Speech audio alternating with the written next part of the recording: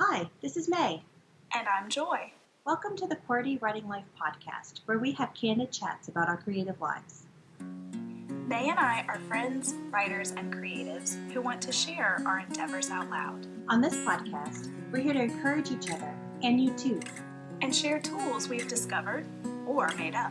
So you can follow your passions with a little support. So grab your tea or your coffee, and let's get started.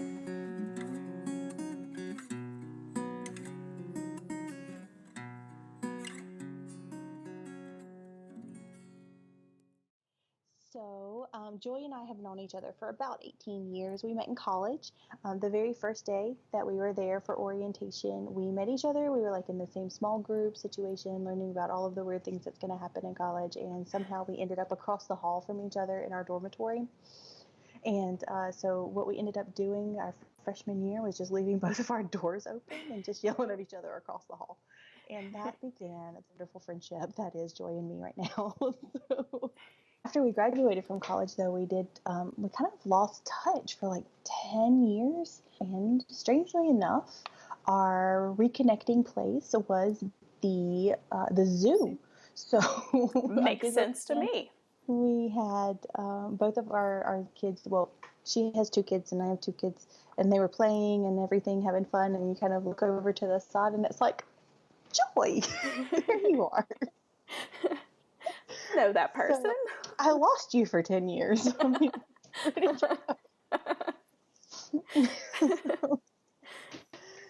so in that conversation, that reconnecting conversation, we found out that we both really, really, really wanted to be writers. So a few days after that, we went to a wonderful, magical place called the Mississippi Book Festival, where we found out that there were more people like us. And it just solidified it for us that Joy and I had to write, and we had to have each other in our writer's journeys. And so because we were basically a 2-person writer's group, and we both decided that all writers groups, or groups in general, should have a name, we decided to call ourselves QWERTYs. That's right, and it's from our much-loved keyboards. The first 6 letters are QWERTY, and it also sounds like quirky, which, as you guys, if you haven't already figured out, you're going to get to know pretty quickly that we're both a little quirky. Okay, we're a little out there. And that's what's so great about us. So, QWERTY, that's how it all came about. And we started this thing where we would send emails to each other on Mondays, and we called it the QWERTY Report. And it was basically just hey, this is what I'm working on. What are you working on? Also, sometimes we kind of vent like, this is so frustrating. We've been having trouble with this or whatever, even like personal stuff, family stuff, work stuff, whatever. And we decided, you know what?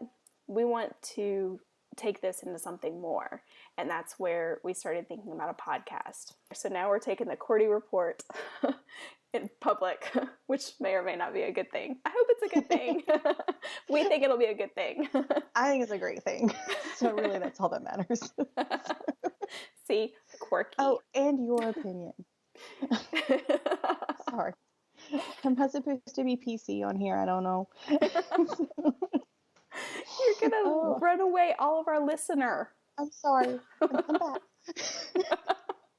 So that is who we are together, but we're also individuals with our own lives and our own things. And so, Joy, will you tell us a little bit about who you are when you're not talking to me and what you write? Absolutely. So I live just north of New Orleans, and I am here with my amazing husband who actually grew up here.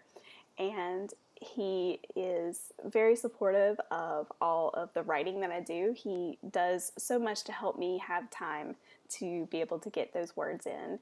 And we have 2 kids, and I homeschool them, and they're both crazy creative and crazy smart and all that kind of stuff. They keep me hopping. My oldest is super, super creative. She's the artistic one, which I am definitely not. But she also is super good with animals and stuff like that. And then my younger one is the little writer who has written far more books than I have. And so we have a lot of fun talking about writing together. So that's my family. I also have two incredibly stinky dogs who are wonderful, Bentley and Romy, which you'll see pictures of them if you follow me. And my baby is Tolkien. He is my cat. He is a Havana Brown, and he can do no wrong. And he might be spoiled a little bit. No. Anyway, one day maybe he'll jump up here while we're doing the podcast, and I'm not cutting that out because he's just going to be so cute. Anyway, yeah, everyone needs to know. Yes. Now, if you want to see Tolkien before he jumps up and like gets into the camera view and everything, in Joy's newsletter, she always puts a picture of Tolkien at the bottom. So sign up for her newsletter if you want to see Tolkien before that. I may like my cat a little too much. Anyway, but hey, May's got like 20 cats. Oh yes, I do. I can't lie. I was gonna try. I was gonna try to lie, but I'm just terrible at it. So. Okay, maybe it's not 20. How many is it? And then right now it's 6. We got 6. Oh, hey Joy, tell them about that. Tell them about that book that you're writing or that you're brainstorming right now that I love. So my fantasy story, I actually have a short story written that was published in an anthology, and it's going to be part of this series, but it's so much fun. I swore that I would never write fantasy, but these little fairies started like sitting on my shoulder and talking to me one day, and I couldn't make them stop. So here's where we are. So it's about Elspeth, who is a fairy shepherdess. And so she is my main character, but there are many other fairy shepherds and shepherdesses in my world. And of course, fairies and all sorts of mythical creatures. And they go between realms, and it's going to be amazing. And I'm so excited about it. But yeah, I do love this story, and I am currently world building it, and part of that comes through writing short stories that I put up. Right now I'm working on once a month, putting up a short story, and honestly that's helping me to figure out some things about my world, which is really cool, and I'm having a lot of fun doing it. So Tell us about yourself, and tell us about who you are and your amazing family and all of that jazz. Yeah, so I live in a little wooden house on a hill with my amazing husband, and we have a lot of cats that I trip over in order to parent 2 boys. I have 2 boys. They're 6 and 4 years old, and they are amazing. I think that I don't know if I've met a kid who is not just so creative. And I watch these guys, and they are just so inspiring to me. It's like I don't know where it went or what happened to it as I grew older, but I love that I have these 2 little reminders that life is so much more than what I'm making of it in some cases. I've got the 8 to 5 job, I've got the kiddos, I've got the husband, and in the meantime, again, interspersed between there and early in the morning and late at night, I write contemporary women's fiction, I write creative nonfiction, I write nonfiction, and I also write poetry, so I'm all over the place there. I've been studying the craft of writing for a really long time because I guess it was since 2009, I did not realize at the time that I was using learning as a procrastination tool. So there's all kinds of stuff floating up in this brain of mine that I'm going to be able to share with you. So it's a beautiful brain. You have found a way, because our main creative passion is writing, but you have a lot of other creative passions, and you have found a way to bring some of those in to the book that you're working on. And so you need to tell everybody about that, because it's just so cool and I love it. Yeah. So my current writing project is a contemporary women's fiction, and it's called, lovingly called All the Words right now. I hope that title sticks. I hope it stays, because I really do like it. I do too. But it's set in a songwriting competition, and so there are actual legit songs inside of the book. And they have guitar chords written at the top of them. So, and I already have one of them. Oh, so good. So, well, somebody set music to one of the songs already that's going to be in the book for a character named Henry. And that song is just, when he put the music is so much better than I imagined in my head. I do a little bit, I dabble on instruments, but I don't play enough to really create an entire musical experience in a song.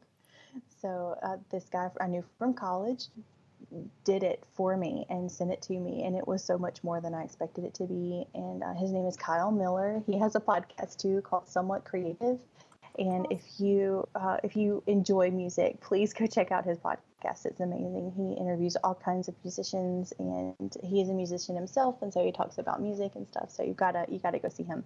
He's great. So cool. So and he put music to my words, and it made me cry over and over and over again, and it probably still will 10 years from now.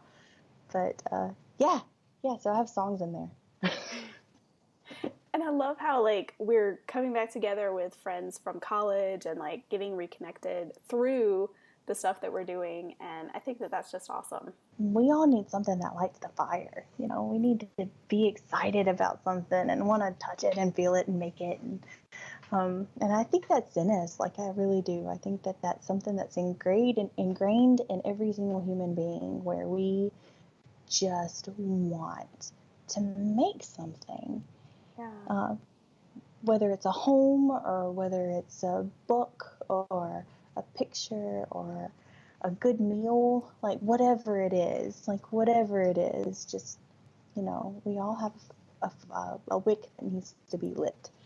So, love it. And I got on a soapbox there, didn't I, friend? I love it. That's awesome. Yeah, because we're creatives. I mean, that's part of the thing, and we want to create. And like you said, that's instilled in us. So we're born with that.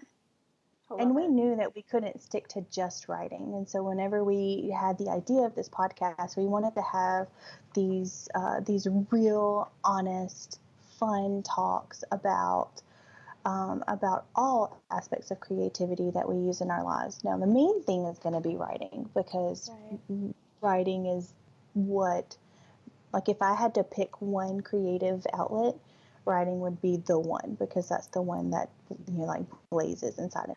Writer's high is just incredible. It's amazing. And you're just on top of this mountaintop, and you've just created this thing that didn't exist before, and there it is. I'm not completely self-taught. I do have a master's in English, and I have English classes at a university, and kind of scared some college students with my love for semicolons as well. So I didn't really say earlier, but I know I talked about the fantasy book, but I do write more than just that. Write literary fiction and nonfiction, children's books, and just have a lot of fun with it. I've been really enjoying writing short stories, and that's something that has come to help me with my other writing. So, yeah, that's kind of multi-genre indie author. So it's a lot of fun. And this is your fiction, but you've done a ton of nonfiction too as a journalist, right? Yeah, so my past experience is as a journalist. I actually have been a published writer for closing in on 20 years now. That's when I got my start with a weekly newspaper. So I've had a lot of experience, and over the years it's been interesting, because for the past 11 years, I've been a freelance writer, editor, and proofreader. But through that time, I had experiences that I never would have set out to have. I've been able to work with a web developer for much of that time, and a lot of the things that I know about websites and web design and technical stuff, that's not my thing. Like, I don't enjoy that, but I've had all of these experiences, so I know some of these things that have helped me, in setting up my website and doing those kinds of things, that other side of writing that we have to do in our technological world that we live in. It's those things that we don't like, but we can't live without either. So tons of experiences like that. And then, with public relations, I've written for different businesses and stuff. And so I can take everything that I've done for other people and bring it into what I'm doing now, which is really cool. So Yeah, absolutely. yeah. I think that sometimes, even though I'm writing fiction, I'm always amazed at how much of my real life is intertwined in stories like this. Like So with all the true. words, I'm writing a story about a songwriting competition, which I have never been in.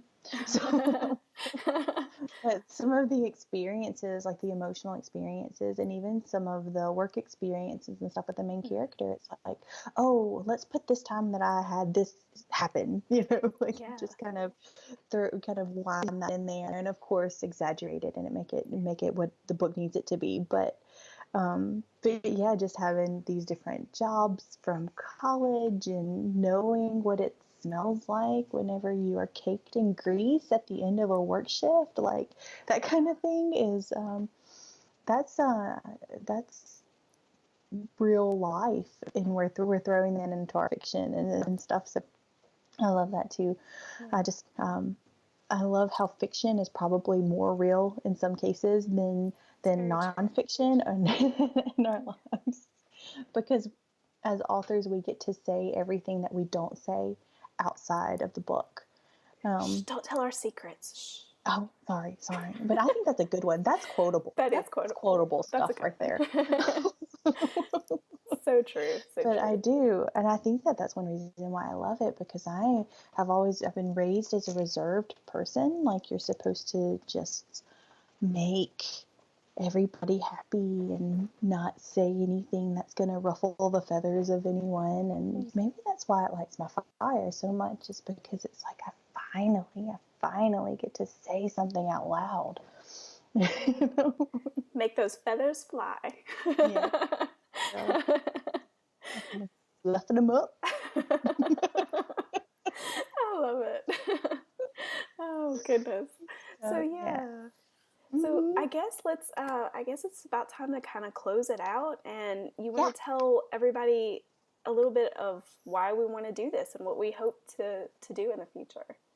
Yeah. So when Joy and I were talking about this podcast and really trying to flesh it out, we had basically three main goals for the podcast. We wanted to be helpful, we wanted to be honest, and we wanted to have a ton of fun. So those are our three goals. If we don't succeed in those, please let us know.